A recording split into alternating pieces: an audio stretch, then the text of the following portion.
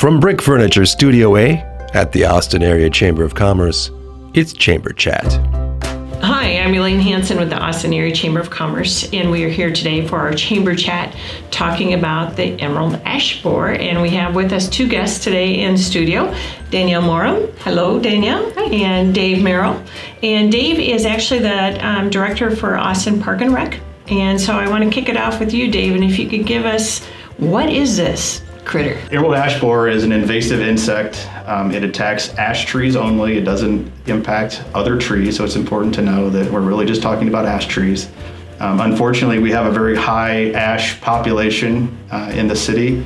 About 15% of our overall tree canopy are ash trees, which in the total sum in our estimate, and which is really just an estimate at this point, we're talking about 6,000 trees in our community on private property and on city property. About 2,300 of those trees are on city property, boulevards, parks, other public spaces. The bugs live between the bark and the actual, what we consider the wood itself, right? You'll see between those that's where the furrowed lines are where the bugs actually move. Bug has no known natural predator. It's not going to naturally die off. It has to be starved, essentially, where we don't provide it any food.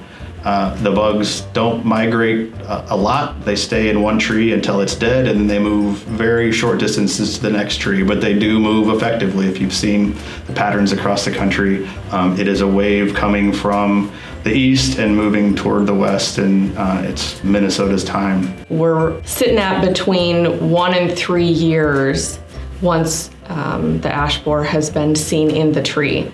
The ash tree, you're going to notice, is going to start to die from the top down. And so when you start to notice that some of the bark is coming down on the top of the tree, or that the leaves they're not looking the way that maybe they looked last year, it's a good idea to call, especially a local tree company, to come out and evaluate the situation. Because if your tree has, I think they're suggesting 50% infestation, it's not worth saving.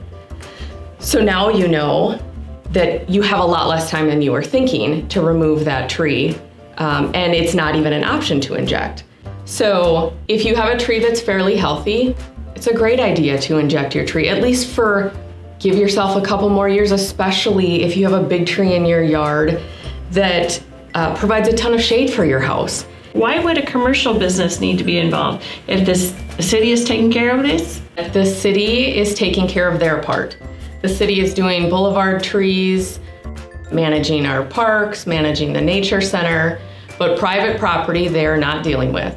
So if you have a tree in your landscape, in your front or backyard that is not on the boulevard, that is your responsibility to take care of. When an ash tree dies, when it starts to die off, it becomes very brittle, and that becomes very dangerous. So any tree removal company that comes out and sees an old dead ash tree, they're going to value that much differently than a healthier tree, because tree removal is a very difficult, dangerous business. Mm-hmm. And no one wants to put themselves in harm's way. You have to have the right equipment or the right people to do the job at the right time. So getting ahead of this and knowing that, okay, this tree's death cycle could be within the next 3 years, that should set your timeline as far as how seriously do I need to take this? Like, this is going to be an expense that needs to happen sooner than later, because the longer you wait, the more dangerous it gets. From a city standpoint, if there are dangerous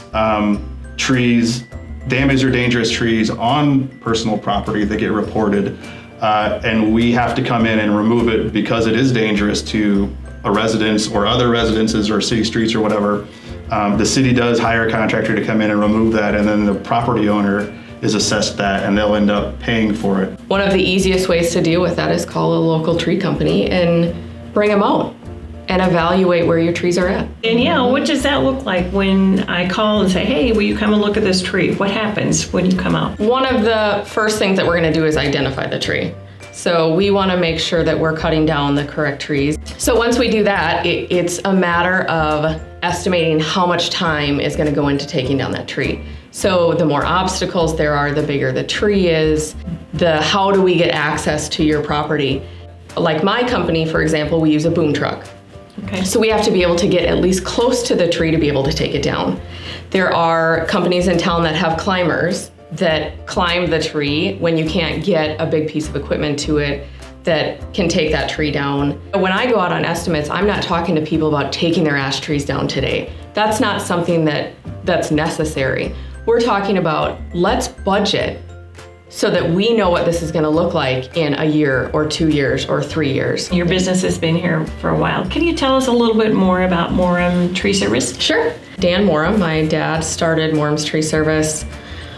It was the first start of his business probably 48 years ago. So Morem Tree Service has been around a very long time. We do anything dealing with trees. We do tree injections, we do tree removal, tree trimming, stump grinding, shrub removal. We're licensed, we're insured.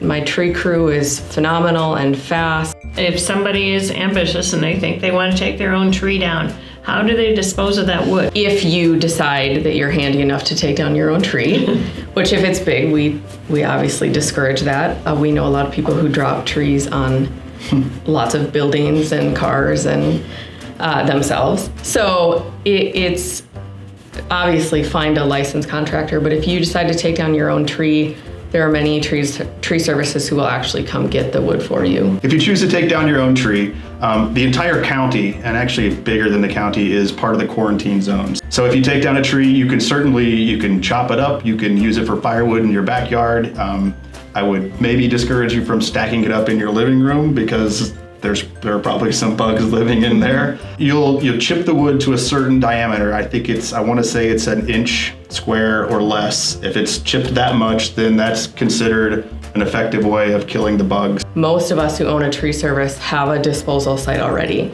so that's certainly an option. Will the city just be taking down the trees that they've marked, or will they also be doing some treatment? Our hope is that we will do some treatments of trees. We still have great healthy ash trees in town.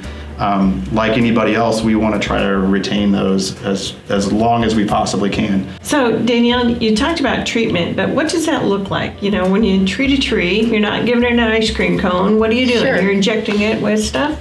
We are. So there are a couple different options to use on the trees.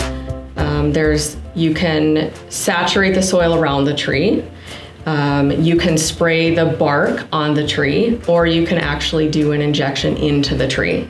So each one is a little bit, it affects the tree in a little bit different way, but I think what we've learned as the ash borer has traveled from the East Coast to here is that the treatments are very effective as long as you stay on top of them.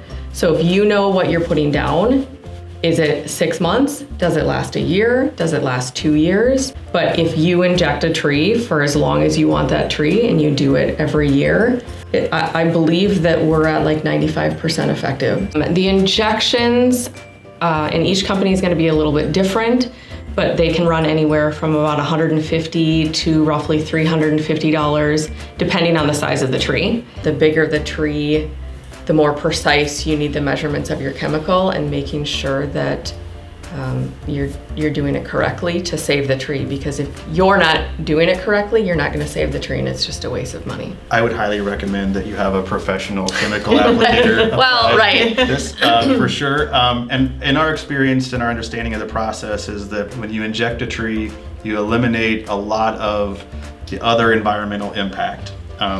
The chemicals that go into some of these different treatment compounds, some of them aren't as pollinator friendly as others. Mm-hmm. Some pose a little bit more of a threat to wildlife or to pets or to dogs.